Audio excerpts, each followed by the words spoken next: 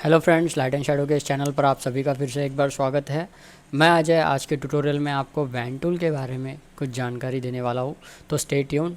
सबसे पहले दोस्तों, वैन टूल में टोटल दो टाइप है। अगर आपको वैन टूल एक्टिव करना हो तो कीबोर्ड पर W प्रेस कीजिए। इस तरह आप देख सकते हो मेरा वैन टूल जो है वो एक्टिव हो चुका है। जब मैं माउस का कर्सर इस टूल बार पर ले आता हूँ और राइट क्लिक करता हूँ तो मुझे मैजिक वैन टूल के दो प्रकार दिखाई देते हैं। पहला है क्विक सिलेक्शन टूल, सेकंड है मैजिक वैन टूल। तो दोस्तों बार बार आपको यहाँ पर आकर इस टूल को सिलेक्ट करने की ज़रूरत नहीं है। अगर आपको टूल्स के बीच में स्विच करना हो, चेंज करना हो, तो आप शिफ्ट W प्रेस कर सकते हैं, जिससे टूल जो है वो टॉगल होंगे इस तरह से। तो फिलहाल दोस्तों आज के ट्यूटोरियल में हम बात करने वाले हैं मैजिक वैन टूल के बारे में। तो चलिए शुरुआत करते हैं आज के हमारे ट्यूटोरियल की। सबसे पहले यहाँ पर एक लेयर है जो मैंने क्रिएट किया है, मैं इसे एक्टिव कर लेता हूँ। आप देख सकते हो दोस्तों यहाँ पर 3 कलर के ये जो बॉक्सेस है वो मैंने क्रिएट किया है एक ही लेयर पर। तो दोस्तों सबसे पहले ये जान लेते हैं मैजिक वैन टूल जो है वो काम किस तरह से करता है। दोस्तों ये एक सिलेक्शन टूल है जो टोटली सिलेक्शन जो फॉर्म करता है वो डिपेंड होता है पिक्सल्स के कलर पर, उसके टोनल क्वालिटी पर। तो जैसे कि अगर मुझे यहाँ पर मरून कलर अगर सिलेक्ट करना हो सिर्फ, तो मैं सिर्फ यहाँ पर क्लिक करूँगा। आप देख सकते हो जो मरून कलर है वो सेलेक्ट हो चुका है। एट द सेम टाइम अगर मुझे ये जो पिंक कलर का बॉक्स है इसे भी सिलेक्ट करना हो तो मुझे यहाँ पर सिलेक्शन ऑपरेशंस में आना है, ऐड टू सिलेक्शन पर क्लिक करना है। देन मैं इसे इस तरह से सिलेक्ट कर पाऊँगा। एंड यहाँ पर भी अगर मुझे येलो को सिलेक्ट करना हो तो फिर से मुझे येलो पर इस तरह से क्लिक करना होगा। अगर मुझे येलो का सिलेक्शन, सपोज़ येलो की जो सिलेक्शन है उसे निकालनी हो तो मुझे सब्ट्रैक्ट फ्रॉम सिलेक्शन पर क्लिक करना होगा, यहाँ पर जो थर्ड ऑप्शन है। एंड देन मैं यहाँ पर येलो पर फिर से क्लिक करता हूँ। आप देख सकते हो जो येलो का सिलेक्शन है वो चला गया है। इसी प्रकार अगर पिंक का सिलेक्शन भी रिमूव करना हो तो फिर से हमें इसी तरह से उस पर क्लिक करना है। आप देख सकते हो स्पेसिफिक कलर जहाँ पर मैं क्लिक कर रहा हूँ उसी के सिलेक्शन जो है वो रिमूव हो रहे हैं। जैसे कि मैंने कहा दोस्तों, वैन टूल की सिलेक्शन की जो प्रक्रिया है वो डिपेंड करती है उस पिक्सल के टोनल कलर वैल्यूज़ पर। तो दोस्तों अगर मुझे समझो, अगर मैंने ये सारे के सारे सिलेक्शन फिर से मैं एक बार ऐड कर लेता हूँ। जैसे कि मैंने इस पिंक पर क्लिक कर दिया है, एडिशन ऑफ सिलेक्शन एक्टिव कर लेंगे एंड इस पिंक पर भी क्लिक कर लेंगे एंड येलो पर भी इस तरह से हम क्लिक कर लेंगे। तो दोस्तों जैसे कि मैंने ये बताया addition of selection and subtraction of selection, इसी तरह से एक चौथा ऑप्शन है जिसे कहते हैं इंटरसेक्ट विद सिलेक्शन। दोस्तों इसमें सपोज़ अगर मुझे सिर्फ पिंक कलर को सिलेक्ट करना है, ऑलरेडी मेरे ये जो बॉक्स है वो ओवरऑल सेलेक्टेड है, लेकिन मुझे सिर्फ और सिर्फ पिंक को सिलेक्ट करना हो तो मुझे सिर्फ इस पर इंटरसेक्ट विद सिलेक्शन को एक्टिव कर लेना है एंड मुझे पिंक पर सिर्फ क्लिक करना है। तो आप देख सकते हो जो रेड एंड येलो है उसका सिलेक्शन जा चुका है और सिर्फ पिंक सिलेक्शन मुझे यहाँ पर दिखाई दे रहा है। दोस्तों बार बार ये जो ऑपरेशन सिलेक्शन ऑपरेशंस है इसके लिए आपको बार बार यहाँ जाकर ऑप्शन को चूज़ करने की ज़रूरत नहीं है। आप डायरेक्टली कीबोर्ड के हेल्प से भी ये कर सकते हो। जैसे कि मैंने न्यू सिलेक्शन पर यहाँ पर क्लिक किया है और मैंने मरून पर यहाँ पर सिलेक्शन एक्टिव कर लिया। जैसे कि मैंने कहा ऐड टू सिलेक्शन करने के लिए आपको यहाँ पर क्लिक करने की ज़रूरत है। अगर आप वहाँ पर नहीं जाना चाहते हो तो सिंपली आपको कीबोर्ड पर शिफ्ट प्रेस करना है, जिससे आप देख सकते हो सिंबल के करीब में एक प्लस साइन आ चुका है। इसका मतलब है ऐड टू सिलेक्शन का जो ऑपरेशन है वो एक्टिव हो चुका है। इस तरह से हम ये जो सिलेक्शन है इसे ऐड कर लेंगे। तो सिंपल है दोस्तों, इस तरह से आपको शिफ्ट प्रेस करना है और सिलेक्शन को ऐड करना है। इन केस ऑफ सब्ट्रैक्शन आपको ऑल्ट प्रेस करना है और यहाँ पर जैसे कि मुझे इस येलो का सिलेक्शन फ़िलहाल नहीं चाहिए तो मैं येलो पर इस तरह से क्लिक करूँगा। तो आप देख सकते हो सिलेक्शन जो है वो सब्ट्रैक्ट हो चुका है, घट गया है। सिर्फ मुझे दो ही कलर यहाँ पर सिलेक्टेड दिखाई दे रहे हैं। उसी तरह से अगर आपने समझो फिर से मैं इस सिलेक्शन को ऐड कर लेता हूँ, शिफ्ट प्रेस करेंगे और येलो कलर को मैंने इस तरह से जो है वो ऐड कर लिया है।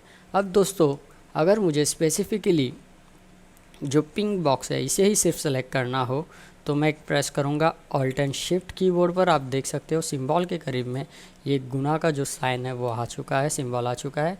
इसके बाद मैं क्लिक करूँगा इस पिंक बॉक्स पर। तो आप देख सकते हो दोस्तों येलो और मरून कलर की जो सिलेक्शंस थे वो चली गई है और सिर्फ जो पिंक कलर है वो मेरा सेलेक्ट हो चुका है। अगर सिलेक्शन को आपको रिमूव करना हो तो प्रेस करना है कंट्रोल D, जिससे सिलेक्शन जो है वो चला जाएगा। इसके बाद हम आते हैं अगले ऑप्शन पे, जैसे कि यहाँ पर दिया गया है सैम्पल साइज़।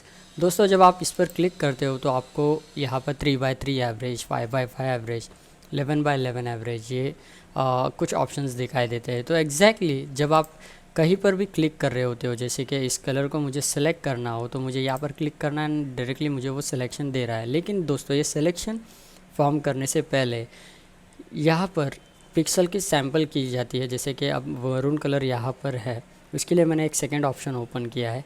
चलिए हम वो देखते हैं। जैसे कि मैं इसे डीसेलेक्ट कर लेता हूँ, इस लेयर को हम ऑफ़ कर लेंगे एंड मैंने ये जो मेरा सेकंड लेयर है, लेयर 1, वो मैंने एक्टिव कर लिया। जैसे कि अभी आप देख सकते हो यहाँ पर एक ग्रिड लाइन ग्रेडियंट का एक स्ट्रिप मैंने क्रिएट किया है। ऊपरी ओर पर मरून कलर है एंड बॉटम साइड में मरून कलर है।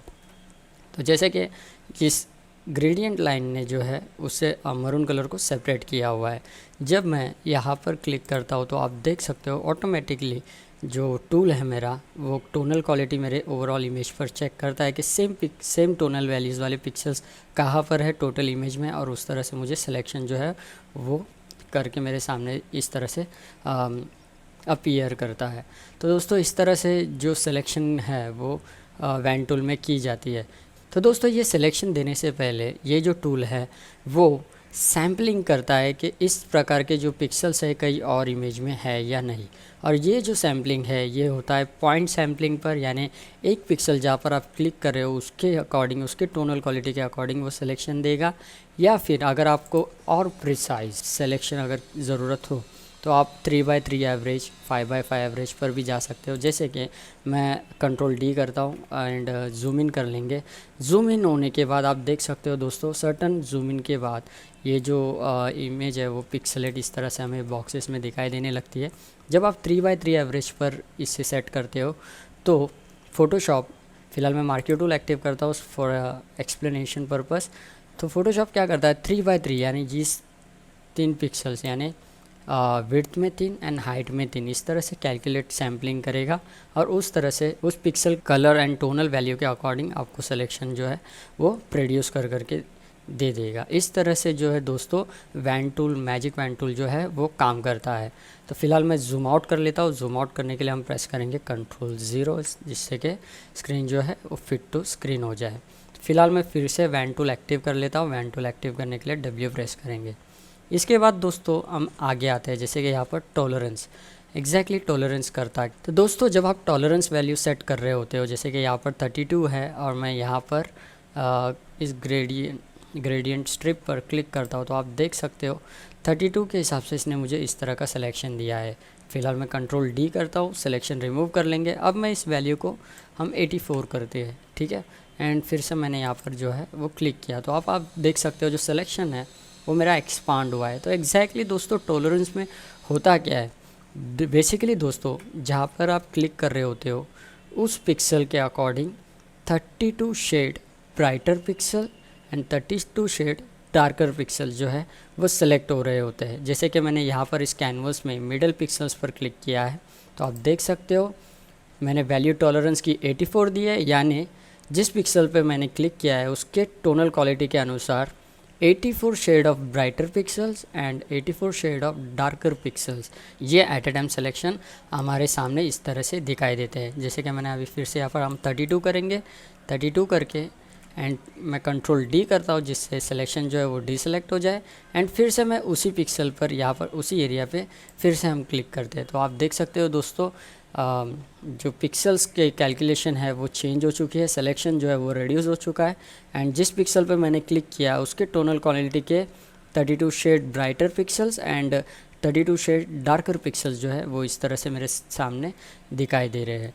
तो फिलहाल दोस्तों टॉलरेंस जो है वो सिलेक्शन को एक्सपांड और रिड्यूस भी करता है, डिपेंड करता है कि आपने किस पिक्सल पर क्लिक किया है और आपने टोनल क्वालिटी जो है मींस टॉलरेंस वैल्यू जो है वो आपने क्या सेट की है इसके ऊपर। तो फिलहाल मैं Ctrl D करता हूँ दोस्तों इस तरह से।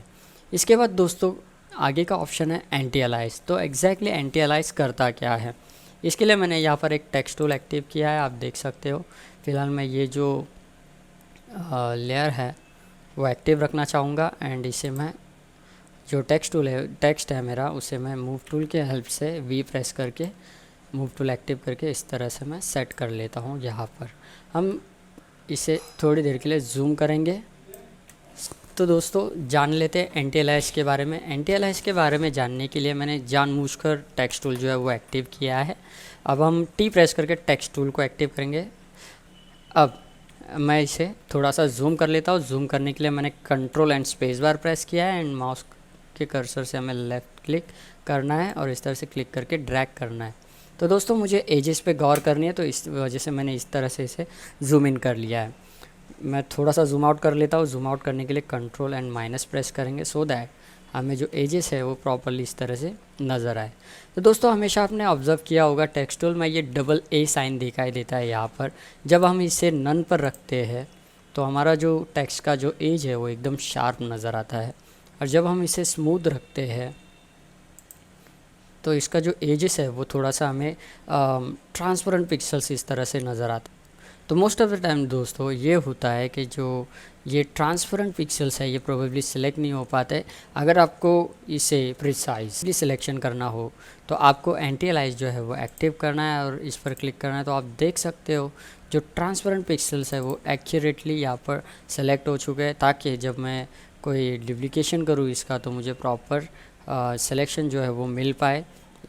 इसीलिए हमें एंटी अलाइज जो है वो एक्टिव रखना है, ताकि जो एजेस में हम जब फेदर अप्लाई करते हैं तो कुछ पिक्सल जो है वो ट्रांसपेरेंट होते जाते हैं ग्रेजुअली, और उस पिक्सल को अगर हमें प्रॉपरली सेलेक्ट करना है सारे पिक्सल्स को तो एंटी अलाइज ये बेस्ट वे है। तो इसे ये एक्टिव करना ना भूलें। इसके बाद हम आते हैं अगले ऑप्शन पर, कंटिन्यूअस पर। तो इससे पहले मैं फिट टू स्क्रीन कर लेता हूँ अपना डिस्प्ले। फिट टू स्क्रीन करने के लिए हम प्रेस करेंगे कंट्रोल 0 इस तरह से। फ़िलहाल मैं सिलेक्शन रिमूव कर लेता हूँ कंट्रोल D प्रेस करके इस तरह, एंड इस लेयर को मैं अब ऑफ़ कर लूँगा।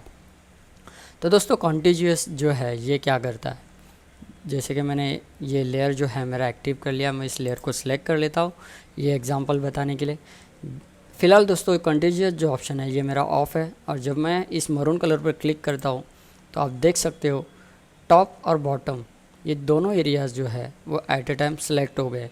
ठीक है, अगर समटाइम्स ऐसा होता है कि मुझे सिर्फ अपर एरिया सेलेक्ट करना है, बॉटम एरिया को सिलेक्ट नहीं करना है, तो मुझे मेक श्योर करना है कंट्रोल D प्रेस करेंगे, कंटिन्यूअस ऑन करना है और यहाँ पर क्लिक करना है। तो दोस्तों अभी आप देख सकते हो सिर्फ ऊपरी एरिया जो है वो सिलेक्ट हो चुका है, बॉटम एरिया का सिलेक्शन जो है वो नहीं हो चुका है। यानी कॉन्टिन्यूअस अगर इक्वल टोनैलिटी के पिक्सल्स के बीच कोई और कॉन्ट्रास्ट अगर फॉर्म हो रहा हो तो उस सिलेक्शन को उसी हद तक रुका देता है। उसके आगे के जो सेम टोनल क्वालिटी या कलर वाले पिक्सल्स है वो उसे सेलेक्ट नहीं करता। अगर एट ए टाइम आपको ओवरऑल इमेज में सेम कलर के पिक्सल्स सेलेक्ट करने हो तो आपको मेक श्योर करना है कि कंटिन्यूअस जो ऑप्शन है वो ऑफ रहे इस तरह से, एंड फिर वहाँ पर क्लिक करना है। तो दोस्तों इस तरह से जो same colour and same tonality के जो पिक्सल्स है वो इस तरह से आपको दिखाई देंगे। अगर आपको स्पेसिफिक एरिया में स्पेसिफिक जगह का ही सिलेक्शन करना है सेम टोनल क्वालिटी का, तो आप क्या करोगे, कंटिन्यूअस जो है वो एक्टिव करोगे। इसे सिलेक्शन में रिमूव कर लेता हूँ कंट्रोल D करके, एंड फिर से उस पिक्सल पर क्लिक करोगे। तो सो दैट अगर आपके सेम टोनल वैल्यू पिक्सल्स के बीच कोई और कलर आ जाता है तो उसका सिलेक्शन जो है वो उसी हद तक इस तरह से रुका देगा। तो इस तरह से दोस्तों कंटिन्यूअस जो है वो काम करता है। इसके बाद दोस्तों आते हैं सैम्पल ऑल लेयर्स पर। तो दोस्तों सैम्पल ऑल लेयर्स ये जो ऑप्शन दिया गया है इसका यूज़ हम किस तरह से पेन टूल में कर सकते हैं, तो इसके लिए मैंने एक और एग्जांपल यहाँ पर क्रिएट किया है, चलिए वो देखते हैं। फ़िलहाल मैं कंट्रोल D करता हूँ जिससे सिलेक्शन जो है वो रिमूव हो जाएगा और इस लेयर को हम ऑफ़ कर लेते हैं। तो दोस्तों यहाँ पर मैंने एक रेक्टेंगल और एक स्क्वायर बनाया है इस दोनों लेयर पर। सपोज़ एट ए टाइम आप दो लेयर पर काम कर रहे हो और आपको दोनों ही लेयर का सिलेक्शन चाहिए, तो आप किस तरह से इसे करोगे। फ़िलहाल मेरा जो येलो लेयर है वो सिलेक्टेड है स्क्वायर का। अब मैं यहाँ पर पेन टूल से क्लिक करता हूँ तो आप देख सकते हो दोस्तों जो मेरा स्क्वायर है वो सिलेक्ट हो चुका है। एट ए टाइम मैं शिफ्ट प्रेस करता हूँ और मुझे इस रेक्टेंगल को भी सिलेक्ट करना हो और मैं क्लिक करता हूँ तो आप देख सकते हो सिलेक्शन जो है ओवरऑल कैनवस पर हो गया है, मुझे स्पेसिफिक सिलेक्शन नहीं मिल पाया है। तो इस वजह से यहाँ पर एक ऑप्शन है सैम्पल ऑल लेयर का, अब हम इसे ऑन कर लेते हैं। पहले तो मैं इस सिलेक्शन को रिमूव करूँगा, कंट्रोल D प्रेस करेंगे, सैम्पल ऑल लेयर का जो ऑप्शन है वो मैं एक्टिव कर लेता हूँ इस तरह से। अब मैं फिर से दोस्तों इस येलो स्क्वायर पर क्लिक करूँगा। आप देख सकते हो जो येलो स्क्वायर है वो सिलेक्ट हो चुका है। अब मैं प्रेस करता हूँ शिफ्ट एंड हम प्रेस करेंगे इस रेक्टेंगल शेप पर भी। तो आप देख सकते हो दोस्तों, शिफ्ट प्रेस करके रखा है मैंने और इसके बाद मैंने इस रेक्टेंगल पर भी क्लिक किया। तो आप देख सकते हो दोनों शेप का सिलेक्शन जो है वो प्रॉपरली मुझे मिल गया है। तो इस तरह से दोस्तों अगर आपको सिलेक्शन फॉर्म करना है एक लेयर से ज़्यादा पर, तो आपको सैम्पल ऑल लेयर्स जो है ये हमेशा एक्टिव रखना है। इसके आगे के जो ये ऑप्शंस है जैसे कि सेलेक्ट एंड मास्क, तो इससे रिलेटेड वीडियो मैंने ऑलरेडी बनाया है, उसका लिंक मैं डिस्क्रिप्शन में ज़रूर डालूँगा। प्लीज़ गो थ्रू कीजिए इन दोनों ऑप्शन को जानने के लिए। आशा करता हूँ ये वीडियो आपको बहुत हेल्पफुल रहा होगा। अगर आपको ये वीडियो पसंद आया हो तो इसे लाइक कीजिए, कमेंट कीजिए, शेयर कीजिए और सब्सक्राइब करना ना भूलें और बेल आइकन पर क्लिक करना ना भूलें ताकि जब हम नए वीडियोज़ अपलोड करें वो आप तक पहुँचते रहे। Thank you.